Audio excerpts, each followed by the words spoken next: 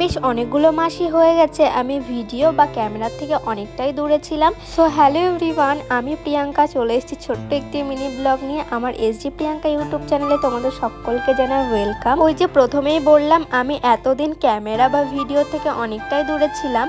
শরীর ভালো না থাকলে যা হয়, প্রেগনেন্সির শুরু থেকেই আমার শরীরের অবস্থা একেবারেই খারাপ হয়ে গেছিলো। তো যার জন্য আমার কিছুই ভালো লাগতো না, আমি বাড়ি থেকেও বেরোতাম না। আজকে প্রায় অনেকগুলো মাস পরেই যেরকম ক্যামেরাটা অন করেছি সেরকম আমি বাড়ি থেকেও বেরিয়েছি। তো প্রেগনেন্সির শুরু থেকেই আমি সেরকম একটা বাড়ি থেকে বেরোতাম না, শুধুমাত্র ডক্টর চেক আপে যাওয়া ছাড়া। তো আজকে অনেকগুলো দিন পরেই আমি একটু বাইরে বেরিয়েছি, একটু দূরে কোথাও এসেছি। এই ভিডিওটি বেশ কিছুদিন আগের।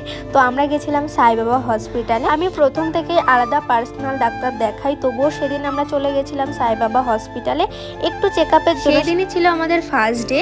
তো আমরা শুনেছিলাম সাই বাবা হসপিটালে ডেলিভারিটা খুবই ভালো হয়, তার জন্যই যাওয়া আর কি। তো সকাল সকাল এসে সমস্ত প্রসেস কমপ্লিট করে আমরা একটু বাইরে বেরিয়েছিলাম ব্রেকফাস্ট করার জন্য। ব্রেকফাস্ট করেই সাই বাবা হসপিটালের সামনেই ডাবের দোকান আছে, বেশ বড় বড় সাইজের ডাব পাওয়া যাচ্ছিল, কিন্তু দামটা ছিল অনেকটাই হাই। তো যাই হোক, সেখান থেকেই একটি ডাব কিনে নিয়ে আমরা দুজন মিলে খেয়ে নিয়েছিলাম। আর ডাবের মধ্যে হয়েছিল বেশ কচি কচি শাঁস, সেই শাঁসগুলো খেতে ভীষণ ভালো লাগে।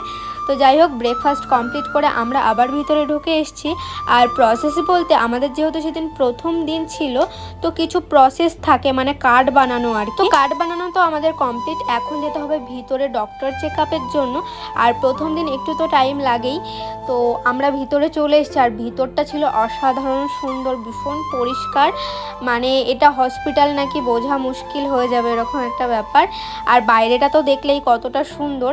যদিও ভিডিও অ্যালাউড ছিল না, তবু আমি লুকিয়ে লুকিয়ে একটু ভিডিও করে নিয়েছি তোমাদেরকে দেখানোর জন্য। তো যাই হোক, আমার ডক্টর চেক আপ কমপ্লিট। তারপরে আমাকে কিছু টেস্ট করার জন্য দিয়েছিল, আর তার আগেই দিয়ে দিয়েছিল আমাকে গ্লুকোজ। তো আমি প্রথমে বুঝতে পারছিলাম না এটা কিসের জল, একটা পাউডার দিল, তার মধ্যে জল দিয়ে দিল। আমি ভাবছিলাম কেমন হবে খেতে, তার নেই ঠিক। তারপরে খেয়ে দেখলাম না, এটা গ্লুকোজ জল। তো অনেকটাই মিষ্টি ছিল, আমিও যদিও এতটা মিষ্টি জিনিস পছন্দ করি না। তো গ্লুকোজ খাওয়ার পরে আমাকে 2 ঘন্টা ওয়েট করতে হয়েছিল ব্লাড দেওয়ার জন্য। তো তার জন্যই আমরা এই যে বাইরে অনেক বসার জায়গা আছে, এখানে এসে একটু রেস্ট করছিলাম। আমার কোমর একদম ব্যথা হয়ে গেছিলো, এরকম একটা ব্যাপার।